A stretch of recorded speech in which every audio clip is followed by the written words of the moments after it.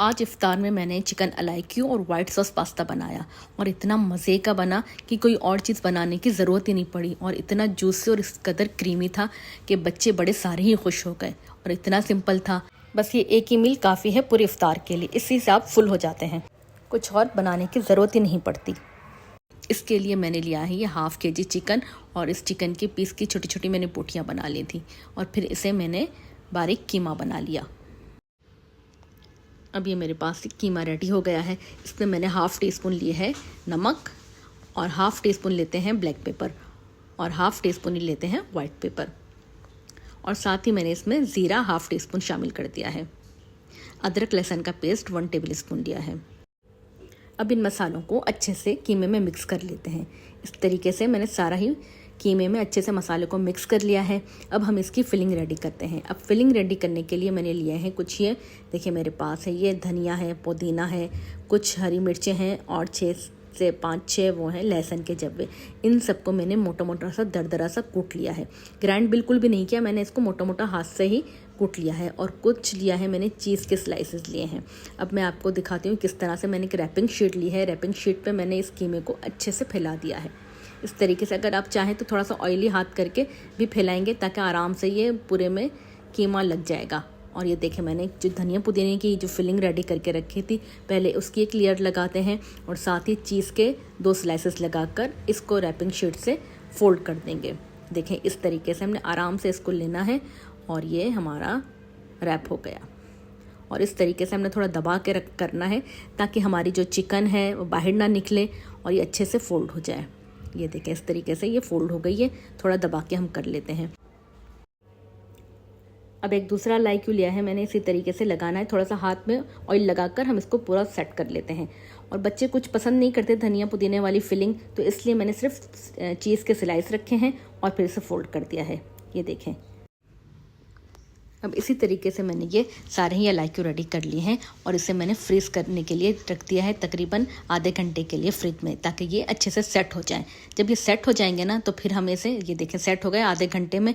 अब इसे हम पहले लगाते हैं मैदे पर, इसकी कोटिंग करते हैं और अच्छे तरीके से हम इसकी कोटिंग करनी है ताकि इसकी चीज़ की लेयर जो है ना बाहर ना निकले। ये देखें, जब हम फ्रीज़ कर लेते हैं ना तो ये आराम से अच्छे से कोटिंग हो जाती है। फिर अंडे में डिप करके और साथ में हम इसको लगाते हैं ब्रेड क्रम्स।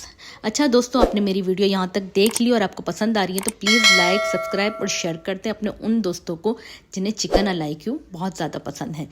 और कमेंट्स में ज़रूर क्या करें ताकि मुझे पता चले कि आपको मेरी वीडियो पसंद आ रही है। अगर पसंद आती है तो मैं इस तरह की और भी दूसरी वीडियो बनाऊंगी। अब ये देखें, अच्छे से इसमें फिलिंग हमने कर लेनी है, कोटिंग कर लेनी है, सॉरी। अच्छे से हम जब कोटिंग कर लेते हैं इसकी और फिर थोड़ी देर के लिए फिर हम रख देंगे फ्रिज में तकरीबन 10 मिनट के लिए और, ताकि ये अच्छे से कोट हो जाए और इसकी जो फिलिंग है वो बाहर ना निकले।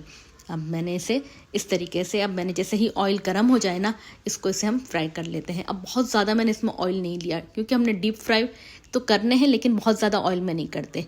बस मीडियम मैंने ऑयल गरम कर लिया और ये देखें दूसरा भी फ्लेम मैंने इसमें डाल दिया है और बस लाइट गोल्डन कलर आ गया है ना। अब इसे हम निकाल लेते हैं क्योंकि जो चिकन है उसका कीमा है और कीमा बहुत जल्दी पक जाता है।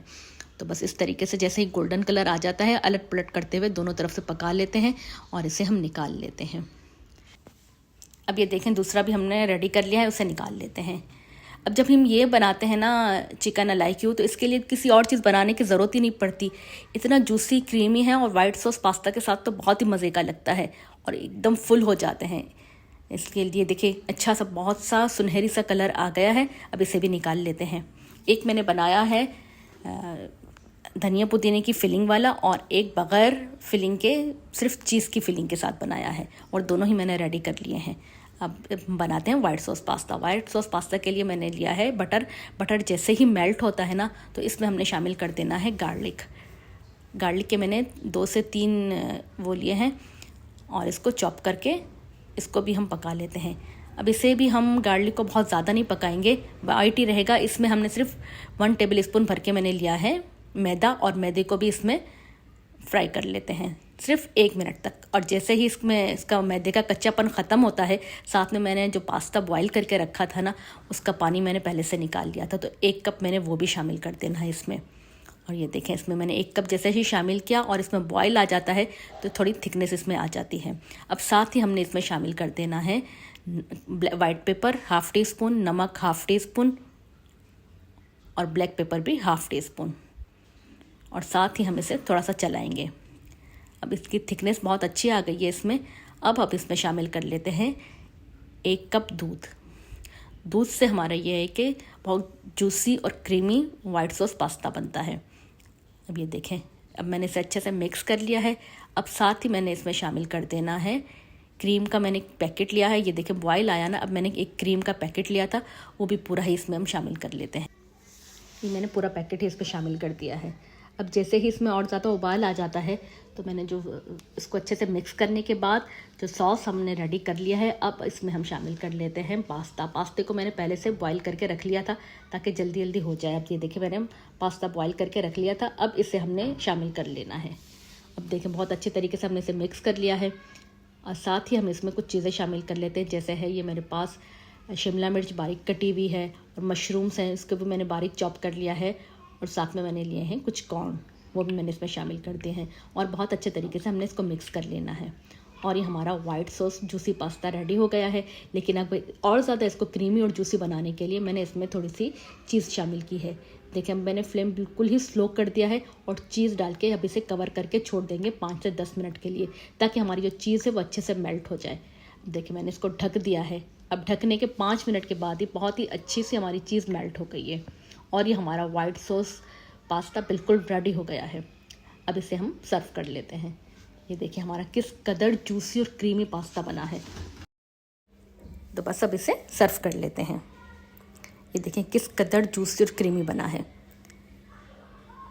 अब ये जैसे ही वाइट सॉस पास्ता रेडी हो गया, अब इसे हम सर्व कर लेते हैं।